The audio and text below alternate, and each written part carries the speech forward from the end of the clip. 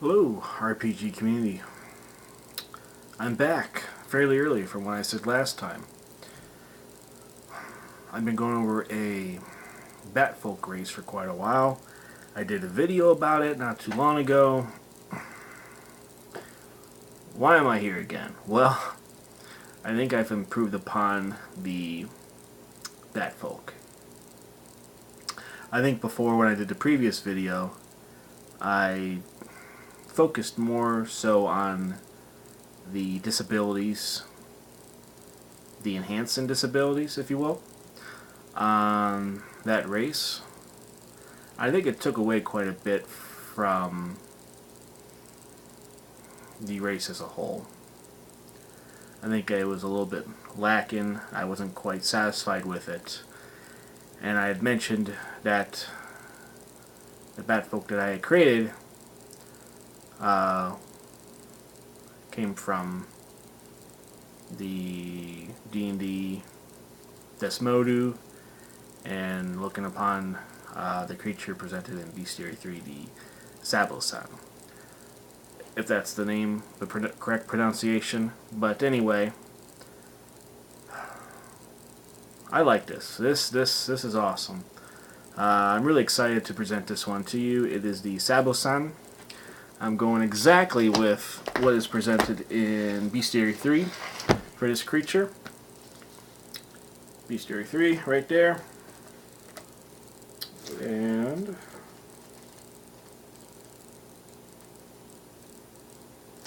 on page 233, the Sabosan. There's the creature right there. The humanoid bat. Lean, muscular body covered with fur and two large leathery wings. I also saw that they made an appearance in an adventure module. I believe that one was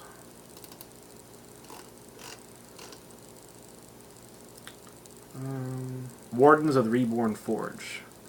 It was that one dealing with the Mana Waste, part of their larger adventure path lineup now. The packed 64 pages, I believe, rather than the 32 as previously published. So, Sabosan. This is interesting. This is very exciting. Here we go. If you want to have a bat-like race, I took out the Batfolk name. It's getting a little bit repetitive to call each type blah blah blah folk. So I'm going to go exactly with what is here for Bestiary 3, with the lore, with the physical appearance, the interesting characteristics, the enhancements.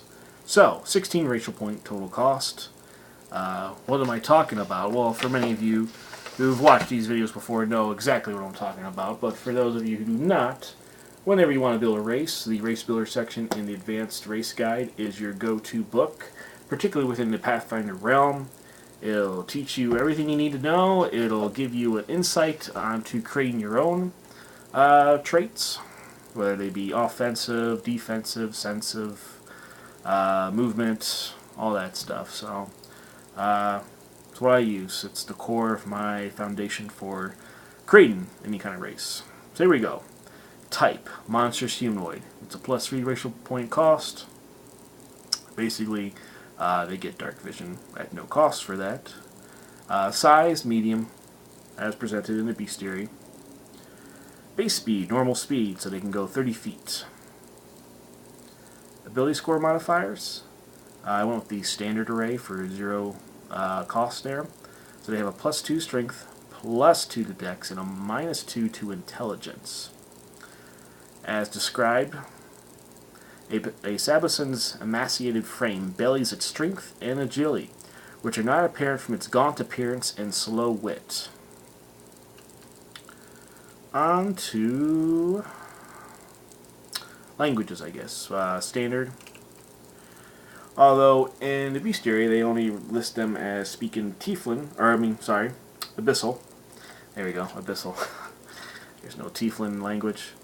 So, what I described here. Because they don't have a racial language, you can't give them xenomorphic. It's clearly stated in the rule in there. They have to have a racial language in order to pick xenophobic, so you have to go standard. So, languages. Sabosans start with Common and Abyssal. Sabosans with high intelligence scores can choose from the following languages: Draconic, Dwarven, Giant, Gnome, Goblin, and Orc. This race, primarily, evil race, batlike humanoids that dwell in warm, isolated forests or deep underground and vast caverns. So this could make an excellent Darklands race. Again, another race added to those with the capability of flight. Vicious predators.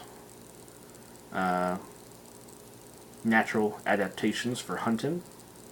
They can favor warm climates, preferring to make their lairs in places that are inaccessible to most intruders.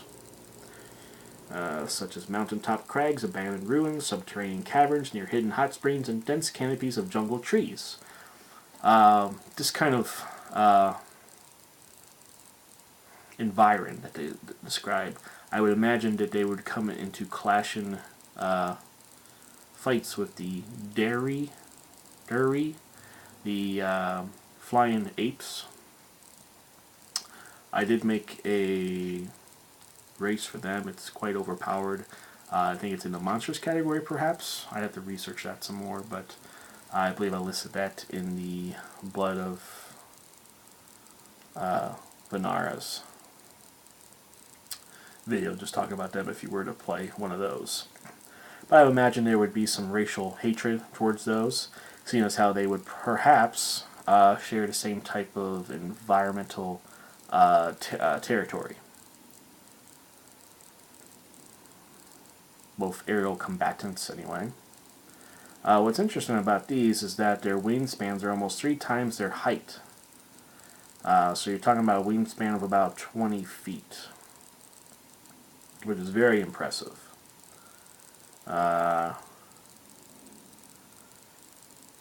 Sabosans stand just under 6 feet tall and weigh only 150 pounds.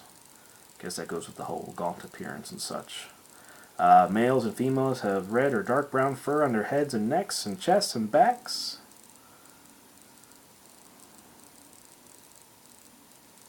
Now what's interesting about this one, with my Batfolk, I was going more along the line that they are blind to particular spectrums and such, being that during the daylight and such they cannot see well. I think they have Darkvision though, but then they had Blindsense or maybe Blind Sight. I can't quite remember some of that now. But anyway, these creatures, however, can see just as well as humans in daylight. But Sabosan hunt at twilight or after dark, where their echolocation-based blind sensibility gives them a great advantage to notice things that they cannot normally see. So, dark vision, yes. Normal human sight during the daytime, yes. But also with blind sense. I'll get to that momentarily here. So yes, I just got done talking about languages before I went off on a tangent. Movement racial traits, here we go. Flight. Unlike the last 2 videos I did, where there was a flight with a +9 racial point cost here, this one is a +6 racial point cost, meaning they don't have as great a speed as the Threy video that I did, or that of the Strix or Cyrix. Being that they're bats, I would imagine that they're, of course, the bat-like wings, the flight would be considerably less considered to that of avian creature. Especially for what's listed here in the bestiary. I'm going right off of that. So Sabosan have a fly speed of 40 feet with poor maneuverability. That's a weighted cost of 6. Let's see here. Offense racial traits. They have bite for 1 point and claws for 2 points. So So as I described here, listed as fangs, Sabosan gain a natural bite attack, dealing 1d3 damage. The bite is a primary attack or a secondary attack if wielding manufactured weapons. And now claws. Sabosan receive 2 claw attacks. These are primary natural attacks dealing 1d4 damage. On to senses racial traits. Darkvision, 60 feet. They gained that with no cost, being that they're Monstrous Humanoid. So that comes with the package. Now on to Blindsense. This is a homebrew modification. Blindsense in the race builder section, you have to choose a monstrous race in order to pick that. This is a advanced race, not a monstrous race.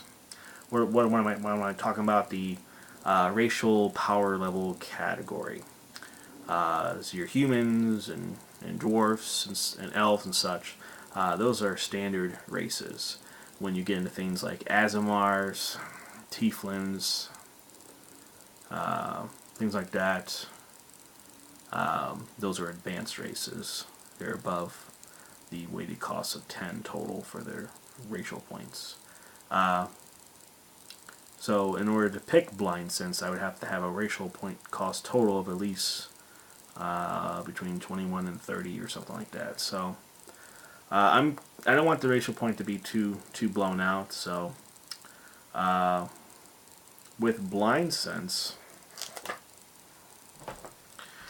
what's described in the race builder section is that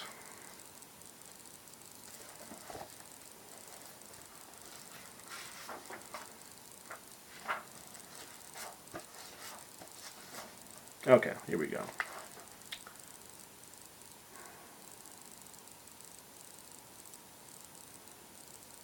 Four racial point cost, 30 feet for Blindsense.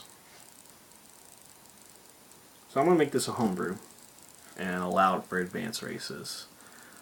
Since it's listed in the bestiary, of course they have Blindsense out to 60. I think that's overpowered for a player race, so it's reduced to 30.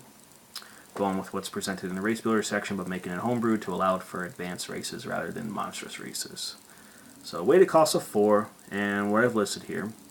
Blindsense. Although they can see as well as any human in daylight, Sabosan hunt at twilight or after dark, where their echolocation-based blind sensibility that gives them a great advantage to those things they cannot see.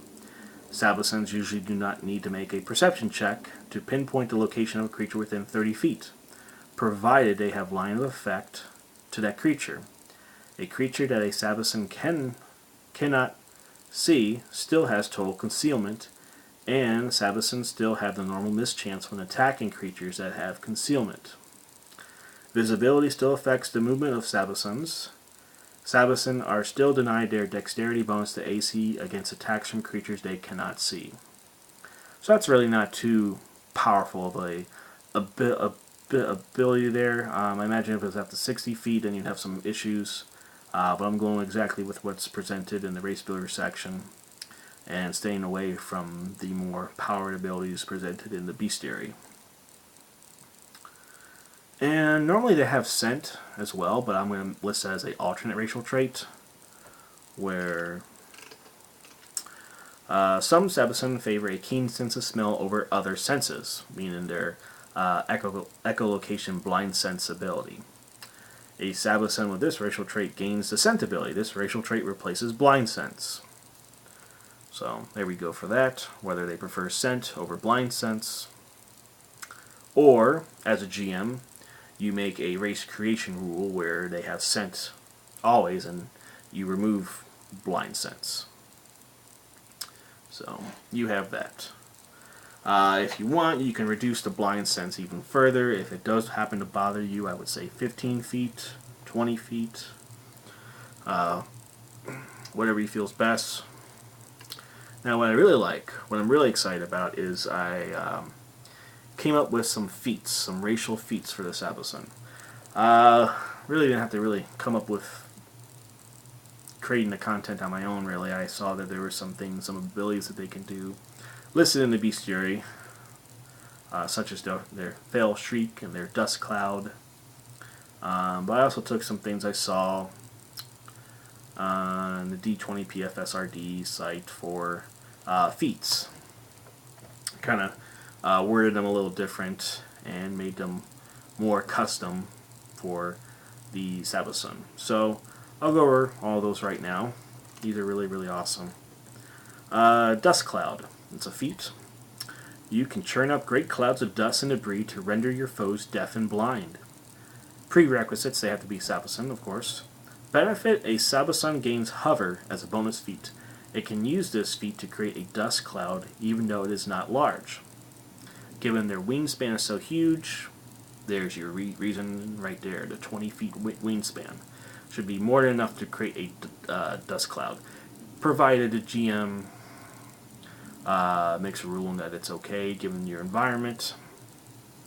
The environment can be torn up like that. The resultant dust cloud has only a 30-foot radius. So that's pretty cool. Fell Shriek. You can funnel your screeches into blasts of high-pitched sounds capable of deafening other creatures. Prerequisites, you have to be this race. Benefit, it's a supernatural ability. As a standard action, a Sabosan can emit a deafening cry in a 30-foot cone. Creatures in this area must make a successful fortitude save or be deafened for 1 minute. The save DC is 10 plus 1/2 the hit dice plus the Constitution modifier. Sabosan are immune to this ability. Could this be powerful? I don't know. It's just deafening, so I mean, it's really going to affect more so with spellcasters and such, or things with relating to perception, since your hearing will be stunted for that time. If you do have an issue with this, you can make it to a 15-foot cone. You can limit it to maybe a once-a-day ability or 3 times per day.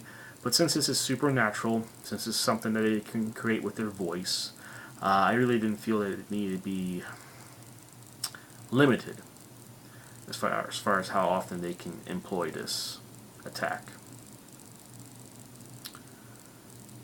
And it goes more so with how they can use echolocation. So, since it's a natural thing that comes to them, I thought the Fell Shriek was quite nice for a feat. Here's one I really like. I kind of took a little bit of this from the Dampier. Vampire Bat. Consuming blood reinvigorates you. Prerequisite Sabosan. Benefit. You have acquired a taste for the blood of your foes. Whenever you drink fresh blood from a creature, you gain 5 temporary hit points and +1 bonus on your checks and saves based on Constitution. The effect lasts 1 hour. If you feed multiple times, you continue to gain hit points to a maximum of 5 temporary hit points for every 3 hit dice you have. But the +1 bonus on Constitution-based checks and saving throws does not stack. Normally, you can only drink blood from an opponent who is helpless, grappled, paralyzed, pinned, unconscious, or similarly disabled. You can drink blood automatically as part of your bite attack. Once you bite the target, you can drink from its wound as a standard action.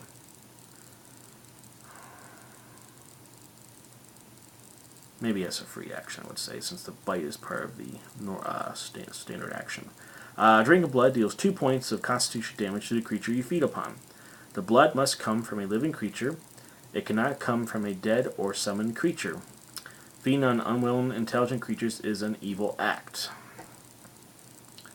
So let me know if that wording is all good there. I think I just have to change out the standard to a free, since you already grappled, you already spent your standard. And since you're delivering that bite, I think the drink would come as free once you have them in that the grappled position. I would see it being a standard if you're going to them to perform this if they were helpless, paralyzed, unconscious. So there's a lot of GM discretion with that. And last one here. Vicious Swipe. Your claws cause your opponent to bleed. Prerequisites, you have to be this race. Benefit. When you damage an opponent with your claws, you deal an extra 1d4 bleed damage. Special. This ability does not stack with other special abilities, attacks, or items that allow you to deal bleed damage. So the vampire bat feat and the vicious swipe feat, basically it just came right from this creature. In the bestiary, they gain blood drain and bleed with their bite. But you can make it for claws or bite. Just depends on which one you want to do. Normally with the claws they get this plus grab. So, but I made it for claws rather than for the bite, since the bite was already part of that whole acquiring the taste for blood. So that's what I got. Let me know if you like it, if it's cool, if something doesn't make sense. Please feel free to let me know. Been thinking about the Batfolk for quite a while, and that one video bothered me, just because it wasn't nearly complete in my eyes. I felt there was something missing from that. I think the hindrance took too much away from it, and this creature would make probably a really great addition, maybe for some sort of forested or darklands type of campaign. Maybe perhaps in a desert. You have to work on that. Maybe make some adjustments to the traits. Actually, if you're curious about that now, give me a moment here and I can at least give you some insight on that. Maybe perhaps you want to use this with like some sort of Osirian campaign, perhaps Mummy's Mask. And what you can probably do is make it acclimated to the desert. And how would you do that?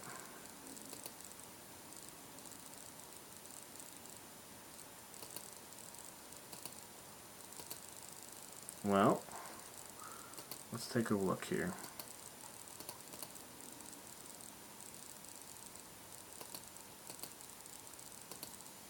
I would say you're known to extreme desert conditions. You've adjusted to the environment, becoming lithe and agile in the process, and you have acclimated to the heat. Perhaps not exhausted from forced marches or starvation. You may have some sort of bonus to resist that.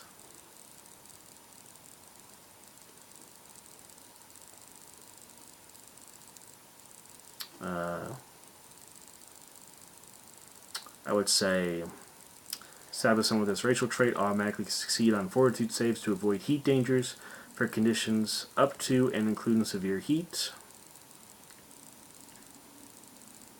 And maybe that's just something that you can add to it without taking anything away, unless you, I don't know. There's a lot of things that you can change on this. Maneuver some things around. But yeah, let me know if you definitely have any questions on this. I'm gonna list the description for this right below, and I'll have to go through some of my older races and start retooling some of those, tightening up the wording, and see if there's any improvements that can be made. Yeah, that's all I got. See you until next time.